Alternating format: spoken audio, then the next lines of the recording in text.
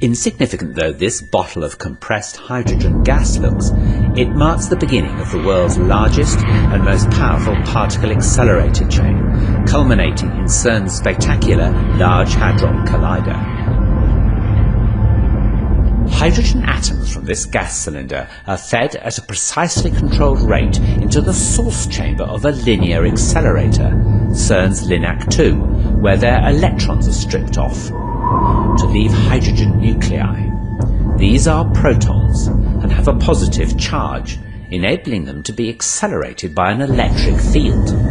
Their journey to eventually take part in ultra-high energy collisions similar to those following the Big Bang can now begin. This initial acceleration has caused LINAC-2 to be likened to the lumbering first stage of a huge rocket. By the time this packet of protons leaves LINAC-2, it'll be travelling at 1/3 the speed of light. It's about to enter the booster, stage 2 of the rocket if you will. In order to maximise the intensity of the beam, the packet is divided up into 4, one for each of the booster's rings. Straight acceleration is now impractical, and the booster is circular, 157 metres in circumference.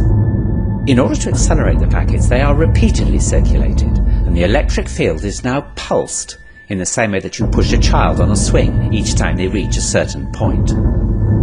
Magnets exert a force on the passing protons at right angles to their direction of motion, and so powerful electromagnets are used to bend the beam of protons round the circle. The booster accelerates the protons up to 91.6% of the speed of light and squeezes them closer together. Recombining the packet from the 4 rings, it's then flung on into the proton synchrotron, by analogy stage 3 of our rocket. Let's just follow 2 such proton packets. The proton synchrotron is 628 metres in circumference, and they circulate for 1.2 seconds, reaching over 99.9% of the velocity of light. It's here that the point of transition is reached, a point where the energy added to the protons by the pulsating electric field cannot translate into increased velocity, as they're already approaching the limiting speed of light. Instead, the added energy manifests itself as increasing mass of the protons.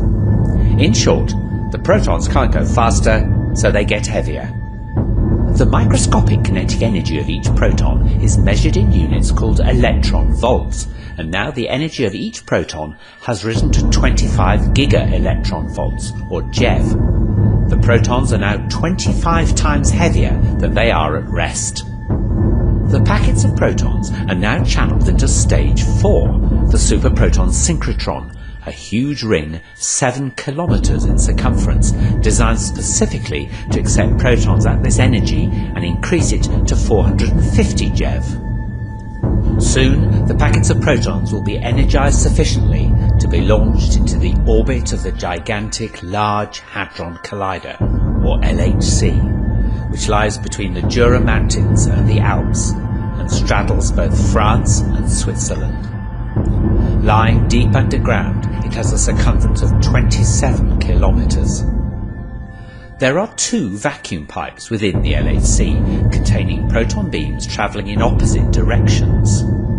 Using ultra-sophisticated kickers to synchronize incoming packets with those already circulating, one vacuum pipe has injected into it protons which will circulate clockwise, and the other protons which will circulate anti-clockwise.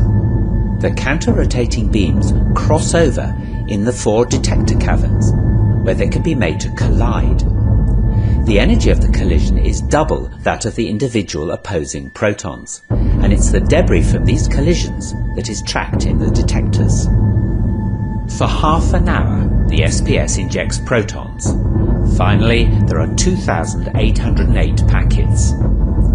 During this time, the LHC adds extra energy to each proton, whose velocity is now so near the speed of light that it goes round the 27-kilometer ring over 11,000 times each second, getting a boost of energy at each revolution from the pulsed electric field. Finally, each proton has an energy of 7 tera-electron volts, and they're 7,000 times heavier than at rest. The magnetic force needed to keep the beams bending to the ring is so enormous that nearly 12,000 amps must flow through its electromagnets. This is achieved by making the LHC colder than outer space, so that its magnets become superconducting. Now the protons are ready to collide in the detectors. A steering magnet finally brings them onto a collision course. The total energy of 2 protons colliding in the LHC is 14 tera-electron volts and reproduces similar states to moments after the Big Bang. Particle tracks from these collisions will be analysed by computers connected to the detectors, and it's hoped these tracks will give a new insight into the very birth of our universe, how our universe has evolved, what governs its behaviour today, and where it's going in the future.